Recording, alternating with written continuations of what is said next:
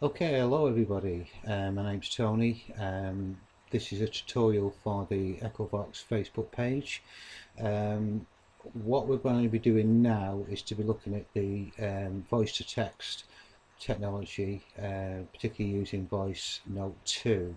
Okay, now for this demonstration I'm actually going to be using a spoken voice, and it's going to be the introduction to the H.G. Wells Eve of the War, one of my favourite authors. So because that I know the sound file works, that's what I suggest you do if as you first get used to using um, Voice Note 2.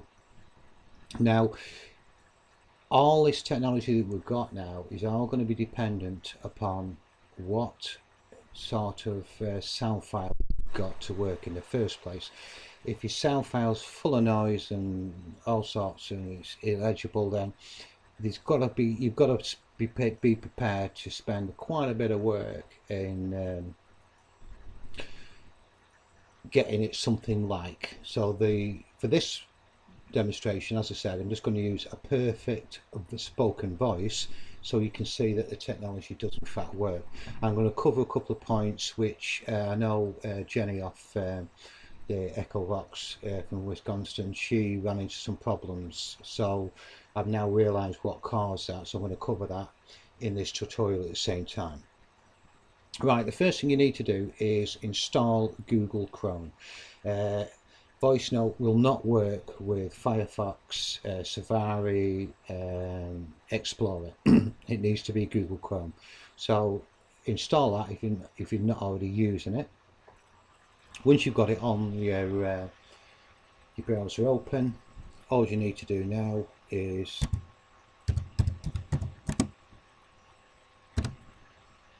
locate Voice Note 2. That's the one that you need, and it opens up. Now what I suggest you do at this point is to save this as a bookmark. You're not installing software as such. All you're actually going to install is an app, really, an add-on to the browser. So it's an app or add-on that's going on to the Google Chrome browser. Okay, so you save it as a bookmark, shut it down, so next time you open it up, it's there ready. Just click on your voice note, the browser opens up. If you're using it for the first time, little world icon there, click on that and select whichever language is applicable for yourself. So in my case, I'm based in the UK, so I'm English UK, you've got American, Canadian, so on and so forth. So there we go. I went UK because you Americans write things, spell things differently than what we do here. Anyway, you don't have to revisit that, you only have to select that option once. Okay, now just to show you that it does actually work, I'm going to start the H.G. Wells sound file up. No one would have believed. I'll turn it down a little bit so you can actually hear me. That this world was being watched keenly and closely. All I need to do is click on this little bit here. Yet as mortal as his own. That as men busied themselves about their various concerns, they were scrutinized and stop it. Perhaps almost as narrowly as a man with a microscope might. And I'll restart it so we've actually got it coming at the beginning.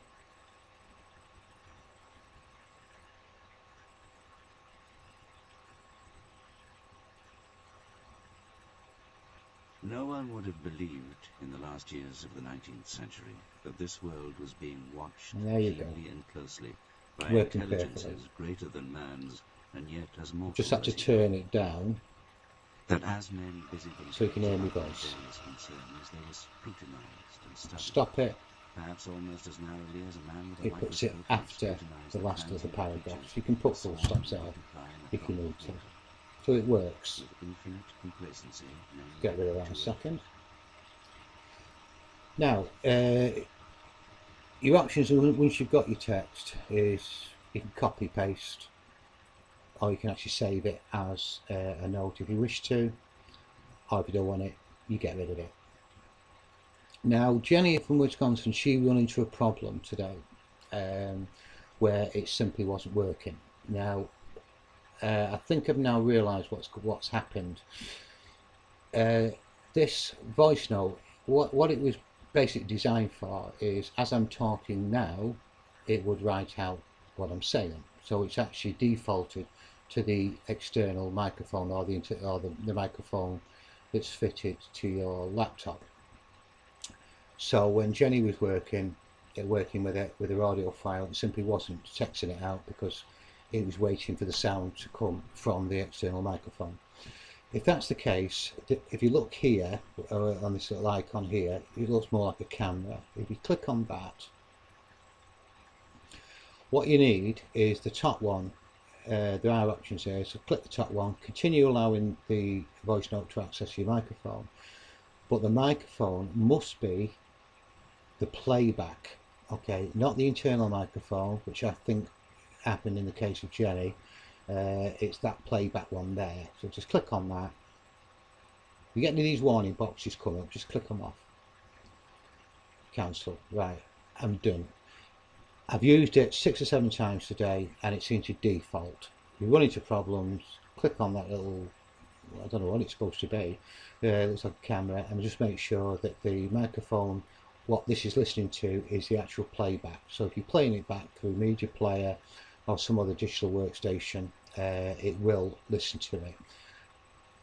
The other option is to go down to the bottom right near your clock, little area, speaker, right click, playback devices, and as you can see here, I could in effect disable that. Once that's disabled, voice note will then default to the next applicable one, which will be the external internal sound drivers, but I can't do that because you need to listen to me. So away we go, and the technology does work. Try it again. Turn the microphone to red, start up the Eve of the War. No one would have believed in the last years of the 19th century that this world was being watched keenly and closely by intelligence, and as you can see, working perfectly, no problem at all with that. Okay, I'll stop that one. What I suggest you do is the sound file I'm using, which is this Eve of the War. I know it works and it spells out perfectly as it's being spoken. If everybody that gets into this voice note uses the same sound file, you'll quickly know if you're running into problems. So what I suggest you do is you go to my website, which is www.electronicvoicephenomena.co.uk. Go to the page chapters, voice to text tutorial. There are all sorts of tutorials in here because it is more of a learning portal for those that, you know, pretty good on the paranormal recording stuff, but may not have that much knowledge or understanding on sound. This is what this website's for. So just click on the voice to text tutorial, scroll down to about the middle of the page, and you will find, there we go, to test that the software is working okay, download the demo audio. Just click on that. No one would have believed there in the last years of the 19th. I'll pause that. And all you need to do is go onto the bar, don't click off it, but to the right hand click on the bar, save audio as. There we are, Eve of the War intro, save it. It's already on the desktop, so I'll just overwrite it and replace it. And we're there. That's the one that I've been using. Up to now, it was working okay. So what I suggest we do is, it's important that you get it installed, use it, get the best sound file possible, and see how you get on. I'm beginning to come up with a theory that when I was at the it was an ex-UK Ministry of Defence establishment, there's actually a nuclear bunker, and we actually used Echo Vox, but I recorded it separately in the hope I was going to catch some EVP. So I actually recorded on another recorder the actual Echo Vox. it was completely ineligible. I couldn't understand anything that was being said, and now just pure, I'll give it a go. I wheeled it into the voice note, and we saw on the Facebook page exactly what it did. Everything was relevant to what that place actually was, even included some of the Civil War from the 16th century, which the bunker had been built on some years before. Everything was relevant. The question that I've got is, when you're recording Echo Vox and you use this technology, is the technology listening to the sounds that you can hear, or is there something else within that stream of data which the voice note is picking up, almost like an encryption, which the technology then begins to write out? Because the sound file that I used for this, I couldn't understand anything at all, yet the technology wrote it out. So I'm not sure.